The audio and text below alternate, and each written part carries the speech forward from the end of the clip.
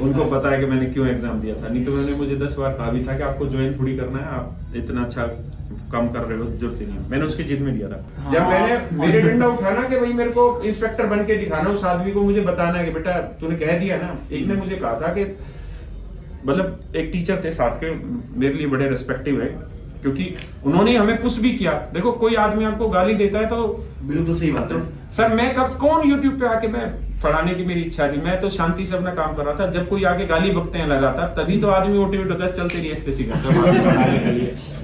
उसी चक्कर में मैंने एसएससी का फॉर्म भरा था। उसने ऐसे टिंटोंग मारी थी कि इंस्पेक्टर ही इंस्पेक्टर बना सकता है, टीचर इंस्पेक्टर नहीं बना सकता। अच्छा। हाँ, मतलब बहुत बहुत सीनियर टीचर थे और खुद भी इंस्पेक्टर थे। कह रहा मेरे से हाथ भी नहीं मिलाया था जीने में चढ़ते वक्त, मैंने ऐसा हाथ किया, उन्होंने हाथ नहीं मिलाया मुझसे। जबकि मैं उस समय पढ़ा रहा था और मेरे पास अच्छे खासे बच्चे पढ़ रहे थे, मैं नीतू मैडम के यहीं पढ़ा रहा था।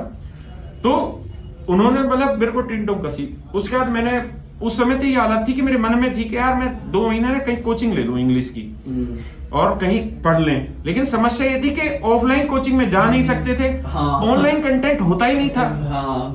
यूट्यूब उस समय था ही नहीं इतना फेमस कुछ, और उस समय डाटा भी नहीं था और कोई टीचर भी नहीं था। रीजनिंग में भी यही हालत थी, जीएस में भी यही हालत थी। तो हमारे लिए तो सिलेक्शन लेना मील का पत्थर हो रहा था।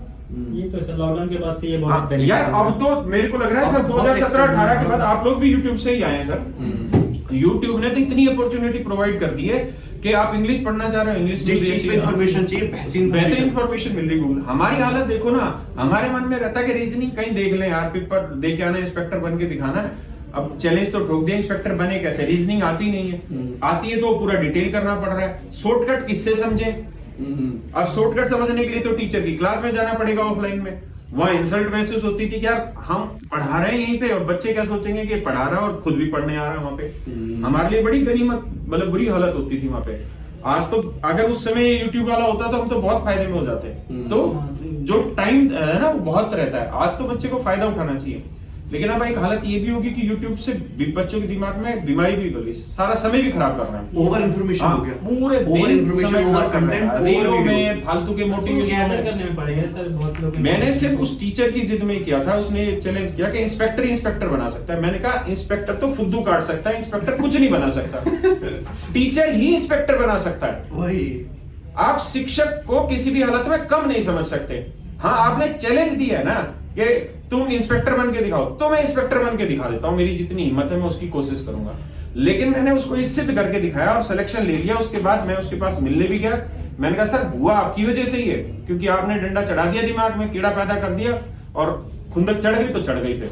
लेकिन ये तय है कि इंस्पेक्टर इंस्पेक्टर नहीं बना सकता कोई। माइक अलाल इंस्पेक्टर इंस्पेक्टर नहीं बना के देगा, टीचर ही इंस्पेक्टर बना के देगा। इंस्पेक्टर तो फुद्दू काटेगा, वो कहां से बना देगा इंस्पेक्टर को? भाई पढ़ाने का काम तो टीचर कर सकता है, इंस्पेक्टर कैसे कर देगा पढ़ाने के काम को?